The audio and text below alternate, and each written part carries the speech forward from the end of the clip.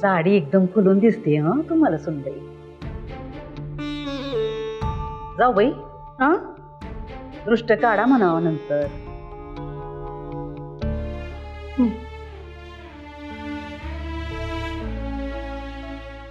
नाश्ता पण करणार आहे तर सोन्याचं कौतुकच करत बसणार आहे.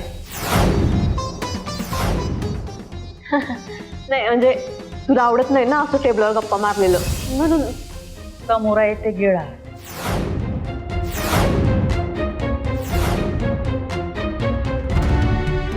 वैदी अगं कर सुरुवात. कुणाला काही लागलं ना तो मूर्ती आहे का तू. थांबा थांब बसून बाई.